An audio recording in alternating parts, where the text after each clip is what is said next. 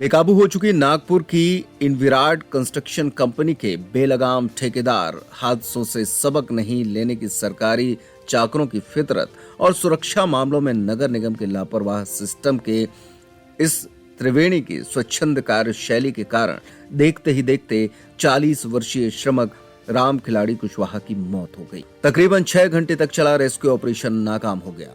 अंततः मलबे में दबे श्रमिक की लाश ही हाथ लगी। मृतक मजदूर राम खिलाड़ी ग्वालियर जिले के जनकगंज थाना अंतर्गत गोल पहाड़िया का रहने वाला था। बताया गया है कि मारुति नगर की आर्मी गली में सीवर लाइन की ड्रेसिंग के लिए बिना सुरक्षा उपायों के श्रमिक को तकरीबन 20 फीट गहरी सुरंग में उतार दिया गया। जैसे ही अंदर लगभग 6 मीटर गहराई में श्रमिक ने फावड़े से मिट्टी को समतल करने की कोशिश की, वैसे ही बकेट पलटकर उस पर जा गिरा। दोनों ओर से करीब 2 डंपर मिट्टी पलटने से वो मलबे में दब गया और दम घुटने से उसकी मौत हो गई। लगभग 20 फीट गहरी सीवर लाइन के मलबे में फंसे श्रमिक को बाहर निकालने के लिए चलाए गए रेस्क्यू ऑपरेशन में बार बार बाधाएं आईं। लगातार मिट्टी धंसने और नाली का गंदा पानी भरने की बाधाएं वक्त रहते दूर नहीं कर पाने की वजह से विलंब हुआ। घटनास्थल पर पहुंचे सांसद गणेश सिंह ने सुरक्षा उपाय नहीं अपनाने पर कड़ी नाराजगी जताई। मौके पर पहुंची एसडीआरएफ की टीम ने नगर निगम के अतिक्रमण दल की मदद से मलबे को हटाने के लिए 2 चेन माउंटेन और 3 पोकलेन मशीनों की तरकीब भी अपनाई, लेकिन सफलता हाथ नहीं लगी।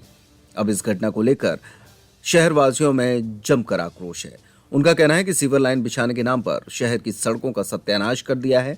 वहीं इस घटना के बाद राज्य मंत्री प्रतिमा बागरी ने घटनास्थल का निरीक्षण किया। उन्होंने इस संबंध में उचित कार्रवाई किए जाने की बात कही है। वहीं बसपा के प्रदेश सचिव रत्नाकर चतुर्वेदी ने भी श्रमिक की मौत पर एफआईआर की मांग की है। साथ ही मृतक के परिजनों को 50 लाख रुपए का मुआवजा और नौकरी सुनिश्चित करने की बात कही है। इसके जिम्मेदार प्रशासन और ठेकेदार बिना सेफ्टी के इस तरह काम कर रहे हैं। पूरे सिविल लाइन पूरे रोड में है ना, खोद के गड्ढा रखे हुए हैं। उसके कारण दूसरी जनता भी परेशान और न समय सीमा पे काम हो पा रहा है, न कोई सेफ्टी है इनके, है ना। रोज सिविल लाइन के उससे हादसा होती है। कल यहाँ पे एक मजदूर सिविल लाइन के अंदर घुस गया था, है ना। काफी मेहनत के बाद निकला, लेकिन उसकी मौत हो चुकी थी जैसा कि आपका। लेकिन इसमें लापरवाही कहीं प्रशासन और ठेकेदार की समझ में आ रही है। सुनील तिवारी। बहुत पीड़ादायी घटना है। सीवर का काम चल रहा था और उनके मजदूर काम कर रहे थे ठेकेदार के। अचानक एक मजदूर उसमें गिर गया और ये लगभग 5:30 बजे शाम की घटना है। वाकई में ये कहीं न कहीं पूरी तरह से सुरक्षा का ध्यान नहीं रखा गया और ये ठेकेदार की लापरवाही है। और शहर चूँकि काफ़ी घनी बस्ती है, लोगों का आवागमन चलते रहता है और पहले भी कुछ इस तरह की सूचनाएं आई थी। कई जगह लोग परेशान हुए थे इन घटनाओं इससे। तो मैंने खुद कहा था कि उतना ही काम करिए और पीछे से उसको रेस्टोरेशन करते चलिए, लेकिन ऐसा नहीं किया गया। ये कहीं न कहीं ठेकेदार की लापरवाही है और ये बहुत पीड़ादायी दुर्घटना है और हम सब इससे दुखी हैं। सीवर लाइन का काम निश्चित तौर पर बहुत पीड़ादायी है। काफ़ी समय से सबके मन में पीड़ा है और इसमें जिन ठेकेदारों ने पहले काम लिया, पहले उन्होंने आधा अधूरा काम छोड़ दिया, फिर दोबारा टेंडर हुआ, दोबारा ठेकेदार आया, उसने भी जो काम किया, जितने सेफ्टी पॉइंट होने चाहिए सीवर के काम में, उनका अभाव देखा जा रहा है। और जो मॉनिटरिंग टीम है उसको भी इस बात का ख्याल रखना चाहिए। और ये बात सही है कि सीवर ने पूरे शहर को एक नई परेशानी में डाल रखा है। सभी प्रदेशवासियों को मेरा नमस्कार, प्रणाम। भाइयों, बड़े ही दुख के साथ कहना पड़ रहा है कि कल जो सतना जिले में मारुति नगर, शारदा नगर में घटना घटी, बहुत ही दर्दनाक घटना थी। घटना के तुरंत बाद शासन प्रशासन वहां लगा और उन्होंने पूरी कोशिश की कि वो बच सके। मैं शासन प्रशासन को धन्यवाद देता हूं। उनकी पूरी कोशिश के बाद भी नाकामी हाथ लगी और वह एक 24 साल का लड़का जो कि मजदूरी करके अपने घर परिवार को पालता था, चलाता था, वो अब हमारे आपके बीच नहीं रहा। कहीं न कहीं इस घटना के पीछे मैं नगर निगम को, स्मार्ट सिटी को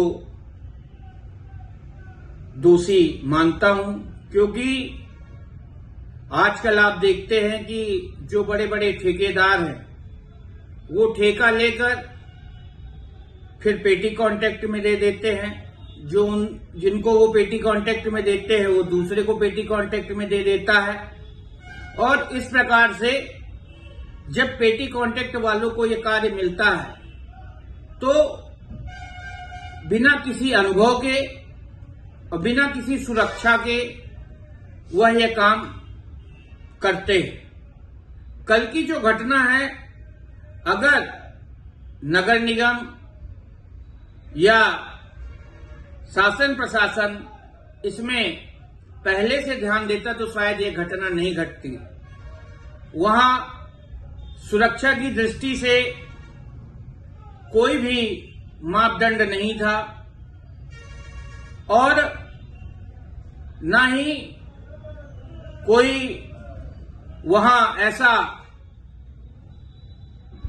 जानकार व्यक्ति या अनुभवी व्यक्ति नहीं था जिसको कि अनुभव हो कि कितना गड्ढा करना चाहिए, कितना नहीं करना चाहिए और कितने में खतरा हो सकता है। चूंकि मैं भी सतना शहर का वासी हूं, समाज सेवी हूं और सतना वासियों से मुझे हमेशा बड़ा प्रेम मिला है।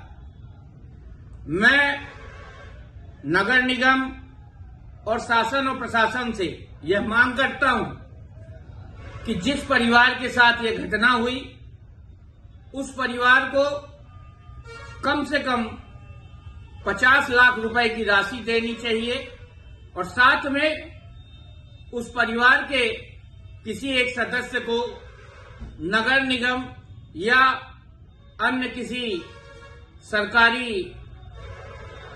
दफ्तर में उसे नौकरी देनी चाहिए, क्योंकि वह एक मासूम लड़का जो कि 24 साल का था, ग्वालियर से आया हुआ था और सतना में आके वो मजदूरी करता था और उसी मजदूरी से अपना घर परिवार चलाता था। आज वह पूरा परिवार पूरी तरह से बिखर गया है, बर्बाद हो गया है। अब उस परिवार में कोई भी जिम्मेदार ऐसा व्यक्ति नहीं है जो कि काम करके, कमाई करके अपने परिवार को पाल सके। ऐसे में हमको, आपको उस परिवार के साथ खड़ा होना चाहिए और उस परिवार का साथ देना चाहिए ताकि उस परिवार का पालन पोषण आगे हो सके। मैं शासन को, प्रशासन को 1 हफ्ते का समय देता हूं। अगर 1 हफ्ते में उस परिवार को